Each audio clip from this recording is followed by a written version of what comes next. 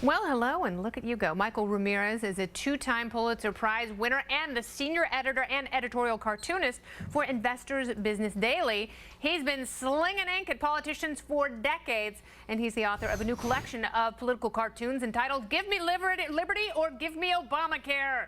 It's political cartoonist Michael Ramirez. Welcome. I am so fascinated by your line of work, and this has to be, let me know if it's not, but it seems like the best time in history to be a political cartoonist. It is. I mean, presidential elections are like Christmas all year round. Yeah.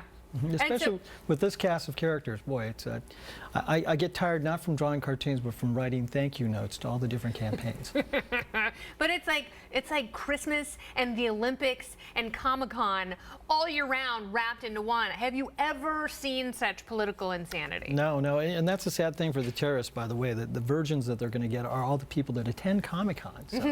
So it's sad. You know, this campaign has been, fantastic from the point of view of the different characters that we have. Yeah. The only thing that's been a little bit better has been this administration for the past 6.5 years, which is the subject of my book. Yeah, and the president has provided so much material, but it's not really just about the president. Although, was it President Obama who wrote you a congratulatory note when you won your Pulitzer? No, that was actually President Clinton. Okay. President Clinton and her husband. That's when you won your first one. Right. In '94, he wrote me a congratulatory note, and I gathered all my Clinton cartoons, and I put a little note on there that said, thanks, I couldn't have done it without you. And it's so true. Yes. So who are you most hopeful for from a professional point of view, not necessarily philosophical, to move into the White House, Hillary or Donald? Who provides more fodder? I have to say, I openly wept when Joe Biden dropped out of the race. Really? I did. For editorial cartoons, we're of two parts. They're the evil twins of us that want the worst for the nation and therefore the best for our own job. Mm-hmm. And then there's the part that wants this republic to survive. And the part that wants the republic to survive is rooting for anybody but Hillary Clinton. Yeah. The part that wants the evil nature of politics to come to its fruition wants Bernie Sanders to be the president, just because I could basically take vacation after doing all my cartoons in the first 5 days. And how much of it is humor? How much of political cartoon, animation, whatever you call it, how much of that is injecting humor into the discourse?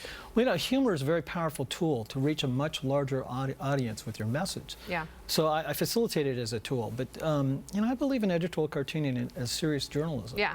In fact, I think there are two types of political cartoonists today. There are those that kind of do the Tonight Show monologue, humorous anecdotes about current news. And then there are those of us who are trying to make important statements and messages about politics, to be the catalyst for thought, to make people understand what the consequences That's one of my favorite. I hammer and sickle New York. I know.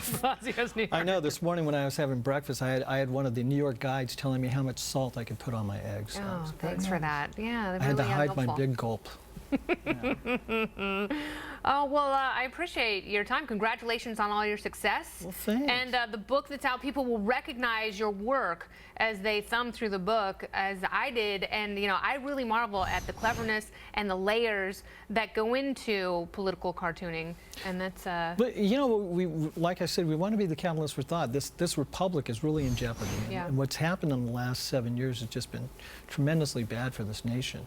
If I can inject a little humor to reach the people to understand what's at stake, and especially in this next election, hopefully I've done my job. Then you will have succeeded. Absolutely. All right. Thank you so much, Michael. Thanks for having me on. Take it easy.